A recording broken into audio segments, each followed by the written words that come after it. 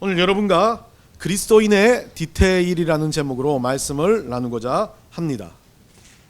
영어 제목은 조금 그렇지만 이 디테일이라는 단어는 조금은 포괄적인 단어인 것 같습니다. 한글 번역으로 하려 보니까 자세함, 세부사항 뭐 이렇게 쓰려고 하니까 조금 애매하지만 이 디테일이라는 영어 단어는 자세한 것, 거기 안에 아주 중요한 것이 포함되어 있고 좀 세밀한 것을 이야기하는 단어 중에 하나입니다. 그래서 그리스도인들은 어떤 자세함을 가지고 살아야 할까, 어떤 세부상을 가지고 살아야 할까 고민을 해보면서 2026년 여러분들을 위해서 신년 처음 예배로 준비했던 말씀입니다. 제가 뺏겨가지고요, 지난주에 우리 선교사님한테 제가 좋아하는 책 중에 하나가 트렌드 코리아라는 책입니다. 이 책은 매년 발간됩니다. 매년 발간되면서 그 해에 있었던 트렌드를 분석하고 다음 해의 트렌드를 또 예견하는 그런 책 중에 하나입니다. 이번에는 어느 집사님께서 선물을 해주셔가지고 이 책을 이렇게 읽게 되었습니다. 아마도 우리에게 상당히 많은 시류의 변화에서 대두되는 오늘날의 트렌드 중에 하나는 AI라는 아주 인공지능이라는 아주 인간을 넘어설 것 같은 그런 뭐 컴퓨터라 할까요? 이건 뭐라고 말하긴 좀 애매하지만 참 AI라는 그 인공지능이 지배를 하는 세상이 되어가는 것 같습니다. 그런데 이 책에서 분석할 때 우리가 생각하는 것과 달리 AI가 지배하는 세상이 AI로 지배되기 위해서는 인간이 필요하다는 것을 강조합니다. 인간이 클릭을 하기 때문에 인간이 그 어떤 일을 위해서 AI의 세부 사항을 만들어 줬기 때문에 AI는 작업을 한다는 겁니다. 그래서 AI가 인간에 의해서 시작되고 인간에 의해서 명령을 수행하는 작업이기 때문에 이 오늘날의 트렌드 중에 AI가 트렌드가 아니라 휴먼 인 더 루프라는 트렌드를 이야기합니다. 인간이 위에 서 있다. 인공지능이 업무를 수행하는 과정에 인간이 적어도 한 번은 개입해야만이 이 AI가 자기 기능을 수행할 수 있다. 일종의 모든 가치가 바뀌어도 인간이라는 가치, 인간이 가지고 있는 가장 핵심 중심은 인간이라는 그 중심, 인간이 AI를 머리를 가지고 써서 만들어낸 것처럼 우리가 그것을 창조해낸 창조물이라고 생각한다면 그 중심 가치에 인간이 있어야만이 그 모든 것이 있어진다는 거죠. 자, 이걸 다른 말로 생각해 봅시다. 우리가 살아가는 모든 세상이 인간이 있기 전에 인간을 만드신 하나님이 있기 때문에 세상은 돌아가는 겁니다. 휴먼 인 더 루프가 아니라 God, 우리 하나님이 가장 핵심이고 중심이라는 것, 이것이 그리스도인으로서 디테일을 가져가기 위한 가장 기본기라는 겁니다. 하나님이 계심, 하나님이 우리를 주장하시고 인도하시고 이끄시는 하나님이 있다는 것을 믿는 것, 그 믿음을 가지고 우리가 그 하나님이 주시는 은혜대로 살아갈 수 있다는 것, 이것이 우리의 가장 디테일을 가지기 전에 우리가 가져야 할 기본이라는 겁니다. 그 기본 위에 그리스도인들이 아주 상세한 세부 사항들을 쌓아갈 때 그것이 그리스도인들로 달라지는 기적과 같은 역사, 그리스도인들을 쓰시는 하나님의 능력을 보여주시는 역사가 일어나는 출발점이 된다는 것을 기억했으면 좋겠습니다. 아이들이 좋아하는 레고라는 장난감이 있습니다. 이 장난감을 보면 참 만든 사람은 누군지는 모르겠어요. 레고인지 그 사람이 모르겠지만 참 머리가 좋은 것 같습니다. 다른 장난감과 달리 이 장난감에는 디테일이 있습니다. 깨알 같은 디테일, 약간 감동은 아니지만 이것도 표현할 수 있네? 라는 것들을 한꺼번에 내놓지 않고 조금씩 내놓으면서 아이들을 꼬십니다. 그래서 아버지 등골을 휘어지게 하는 1등 장난감, 엄청 비싼 장난감이 레고입니다. 그러니까 그런 디테일을 가지니까 이 장난감이 비싸도 아이들한테 마음에 들고 팔릴 수 있다는 겁니다. 여러분 인생 가운데 그리스도인으로서 디테일은 무엇인지를 고민해 본 적이 있습니까? 내가 살아야 될 때 어떻게 살고 어떻게 이 일들을 좀 자세하게 살아드릴까라고 고민해 본 적이 있습니까? 오늘 2026년 아마 여러분에게 오늘 이 말씀을 통해서 좀 여러분들이 어떻게 주님 앞에 이 순간 이런 순간에 자세하게 살아드릴까 고민을 해보는 시간이 되었으면 좋겠습니다. 이것은 제가 오늘 아침에 추가한 내용인데요. 우리가 살다 보니까 참 중요한 것들 중에 하나가 어떤 순간에 느낄 수 있는 그냥 아무것도 아니고 지나갈 수 있지만 확 다가오는 은혜라는 것을 경험하게 됩니다. 저도 어젯밤 신의 악단이라는 영화를 봤습니다. 참 보고 나서 너무 먹먹했어요. 나는 그리스도인으로 살고 있는데 너무 풍요로워서 너무 많아서 나는 은혜를 잊어버린 사람처럼 살았던 겁니다. 여러분도 나에게 은혜고 넥스 교회도 은혜고 내가 사는 삶의 이 순간 모든 것이 은혜인데 그 은혜를 찬양 부를 때 모든 것이 은혜 모든 것이 은혜라고 이야기할 때 은혜를 잊어버리고 그냥 입만 쫑알쫑알대는 그런 찬양을 드렸던 것 같아요. 근데 그 한 장면에서 나오는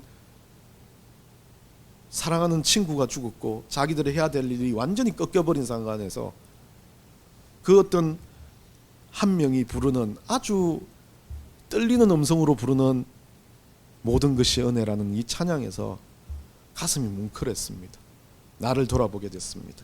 어쩌면 모든 인생의 삶이 다 사라지고 내 근심 걱정 내 것이 아니라 하나님 입장에서 바라볼 때 그 모든 것이 예수 그리스도의 십자가로 보이고 그 모든 것이 은혜로 보이고 그 고난도 아픔도 모든 것이 나에게 은혜라고 인정되는 그 순간이 진짜 디테일을 발휘하는 겁니다.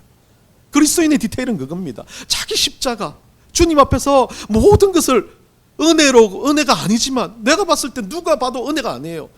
한성호 목사가 병들어 죽어가는데 그게 은혜가 되겠습니까? 그런데 그 순간에도 내 속에서는 이것이 은혜라고 고백할 수 있는 것, 그게 그리스도인의 디테일이라는 생각을 확 하게 됐습니다. 성경 내용을 아무리 들여다봐도 그리스도인은 그건 같아요. 우리 주님을 인정하면서 그 순간이 나에게 진짜 기쁨이요 은혜라고 고백할 수 있는 그 신앙이 있다면 그거보다 더 강한 디테일은 없다는 겁니다.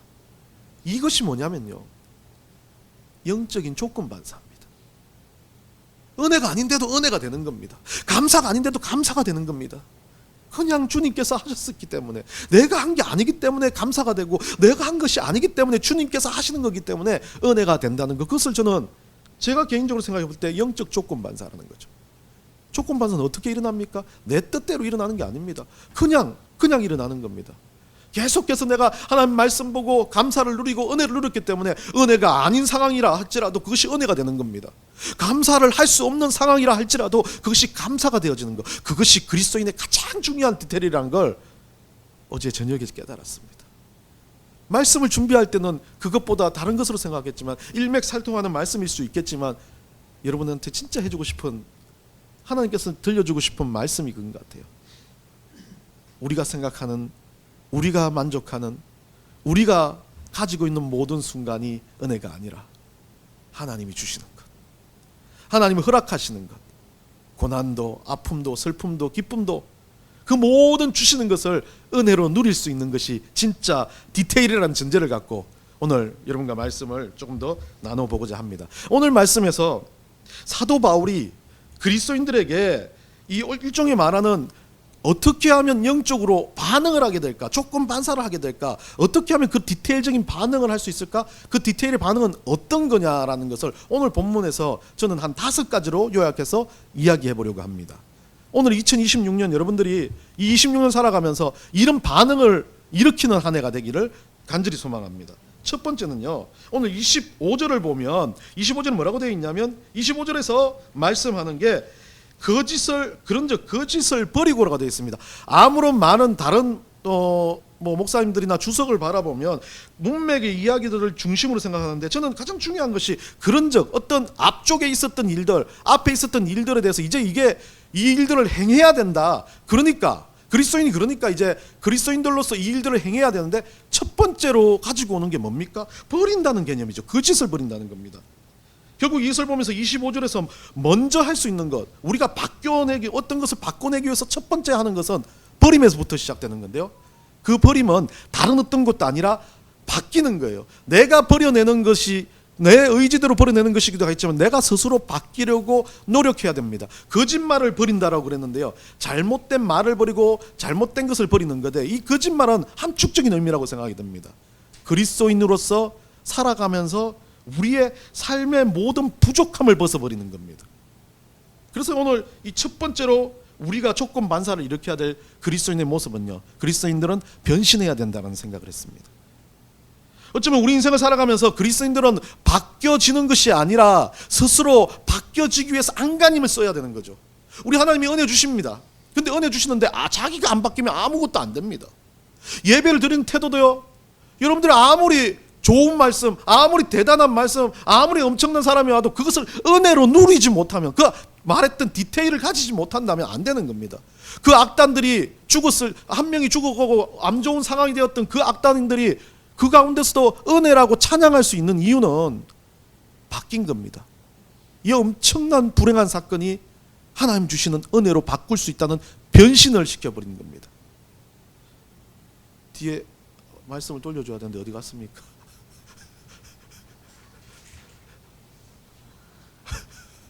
말씀을 돌려주세요. 로마서 12장 2절 우리 한번 읽어봅시다. 로마서 12장 2절 없습니까? 예, 오늘 안 넣네요. 제가 읽겠습니다. 로마서 12장 2절 너희는 이 세대를 본받지 말고 오직 마음을 새롭게 함으로 변화를 받아 하나님의 선하시고 기뻐하시고 온전하신 뜻이 무엇인지 분별하도록 하라. 이 세대를 본받지 말라고 말합니다. 로마서 12장 2절 말씀은요, 사도 바울이 우리가 그리스도인으로 살 때 그리스도인 사는 가장 근본적인 이유는 세상과 구별됩니다. 그 구별됨은 세상하고 동떨어지는 게 아닙니다. 세상 가운데 살면서 그 세상 안에서 무엇을 이야기하는 겁니까? 내가 바뀌는 것을 이야기합니다. 제가 아이들 만화 영화를 참 좋아합니다. 가끔 보면 변신 로봇가 나옵니다. 우리 하랑이도 변신 로봇 좋아하던데요.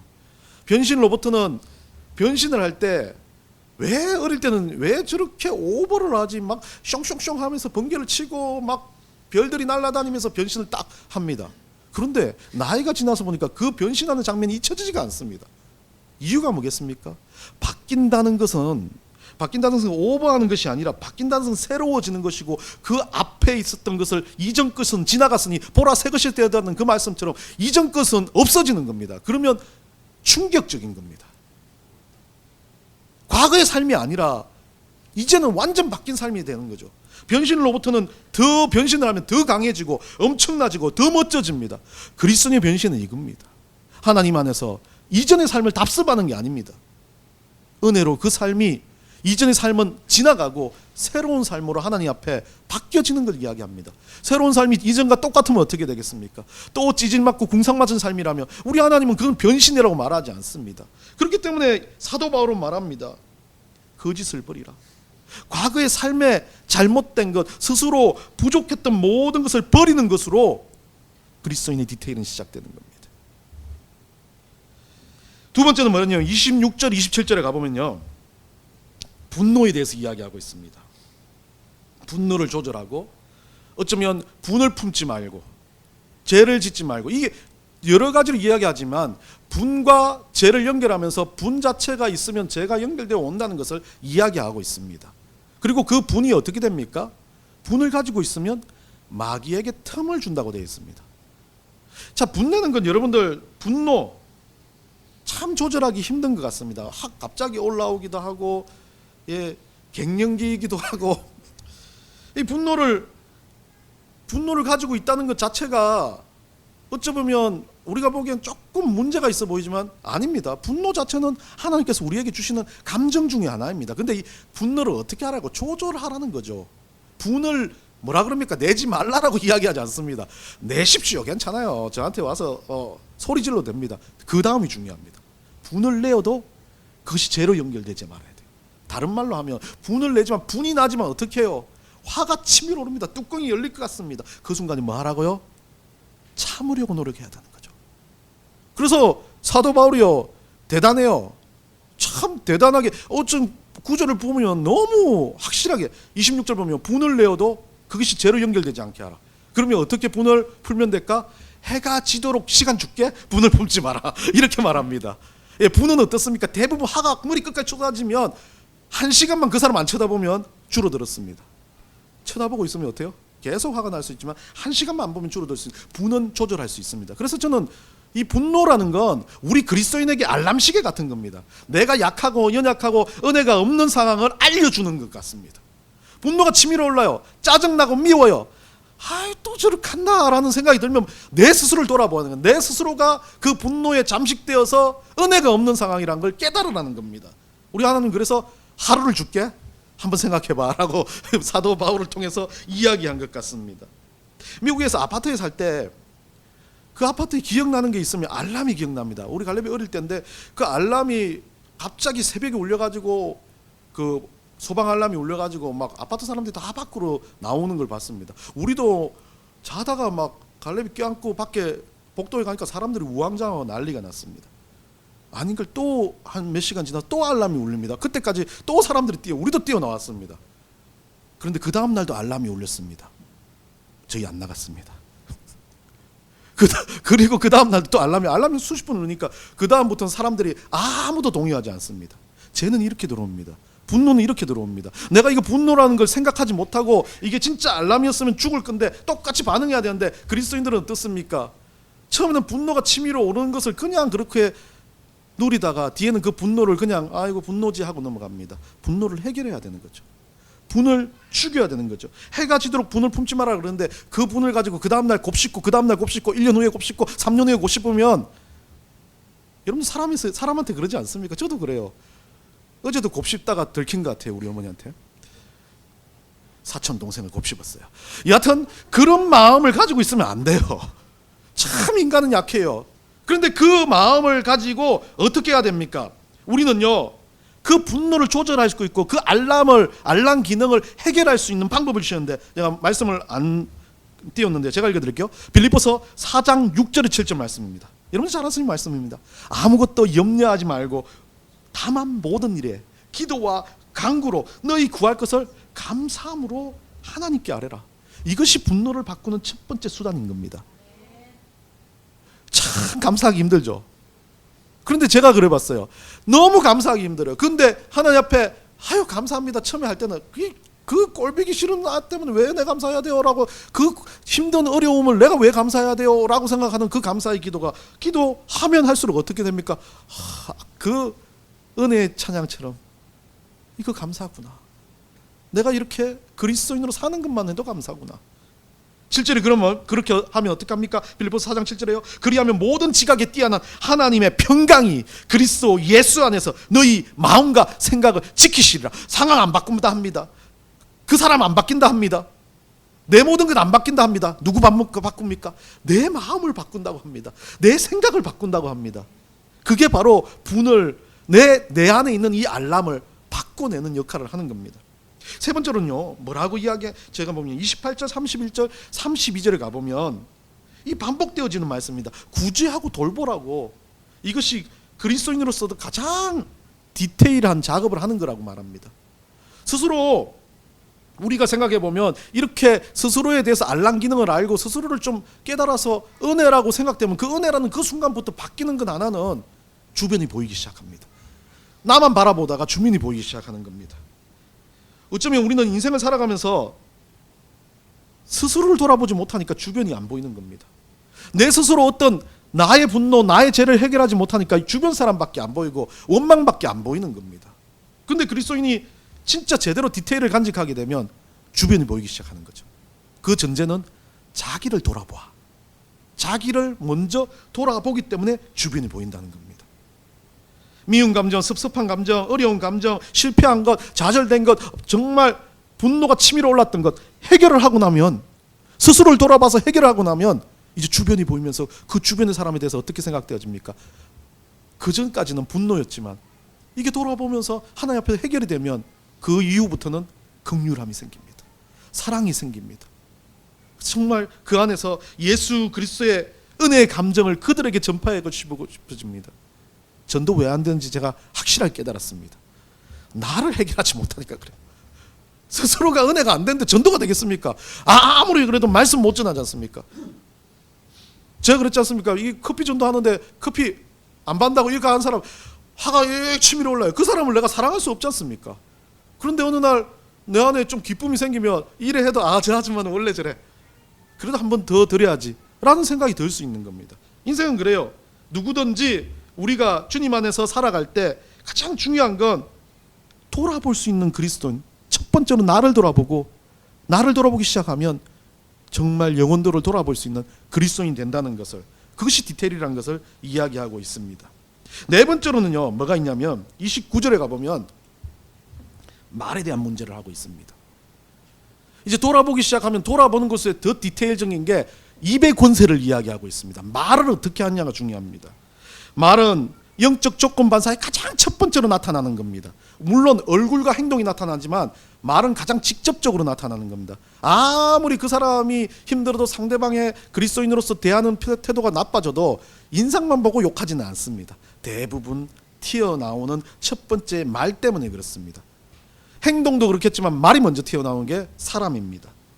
영적인 조건 반사를 일으키는 가장 첫 번째 요소가, 저는 그래서 외부적으로 드러나는 건 스스로가 조건 반사로 반응할 때 나오는 게 입의 고백이며 입의 말이라는 겁니다. 그래서 기도가 튀어나오고, 그래서 좋은 말, 사랑하는 말, 아름다운 말이 튀어나오는 겁니다.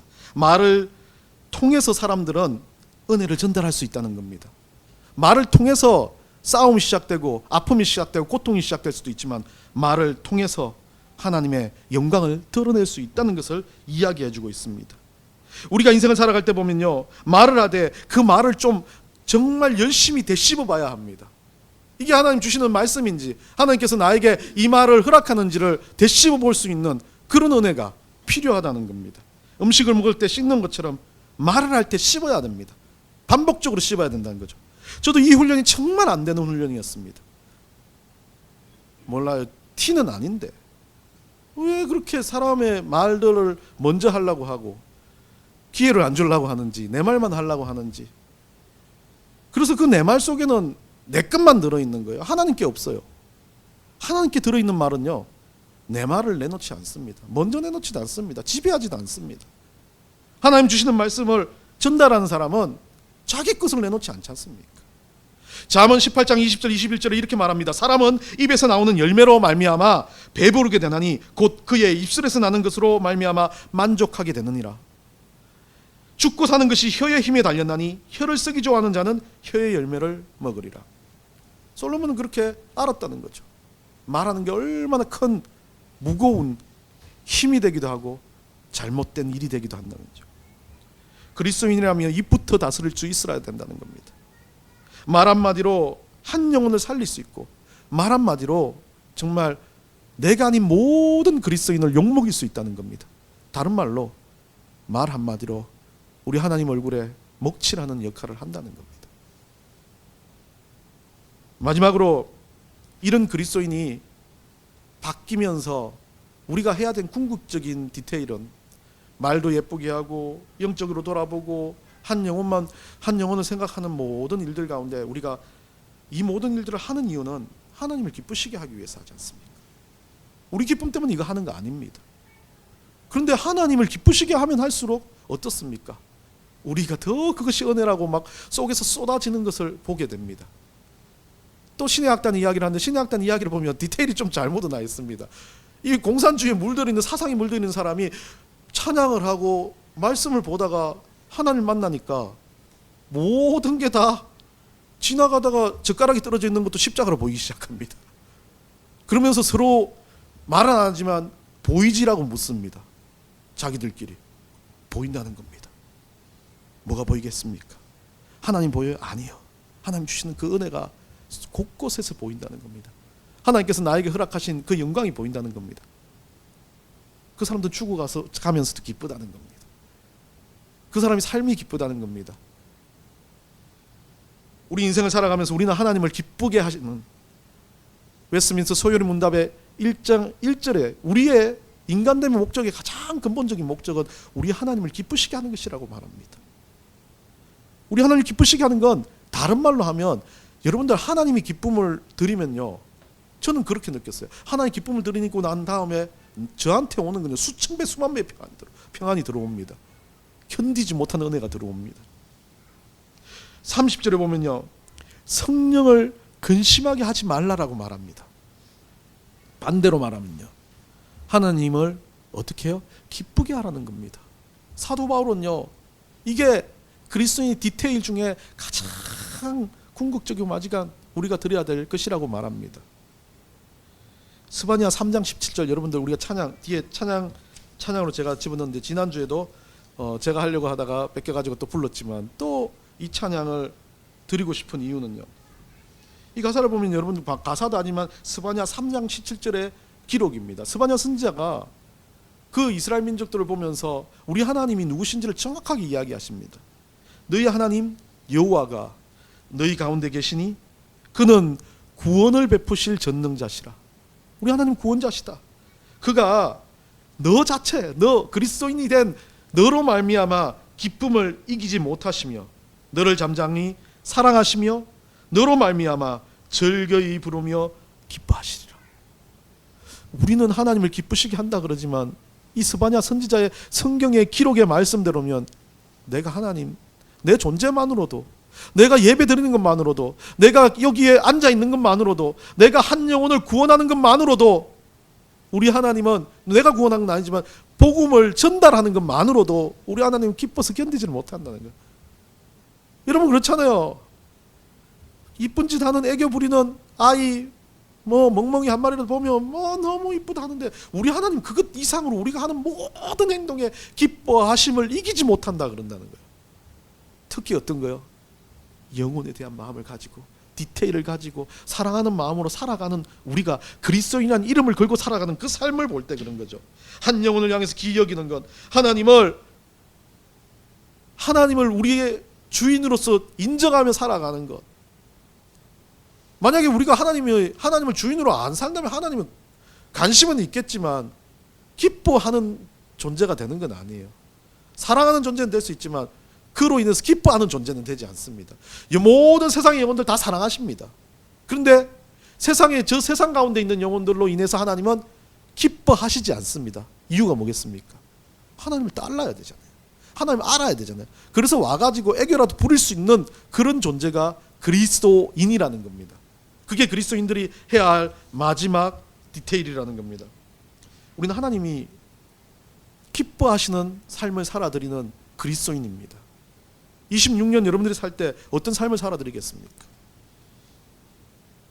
변신이란 말만 들어도 바뀌기 위해서 안간힘을 쓰고, 집에 있는 알람시계 한 번만 쳐다봐도 분노를 생각하면서 나는 그리스도인으로서 내 안에 있는 알람의 기능을 가지고 살아간다.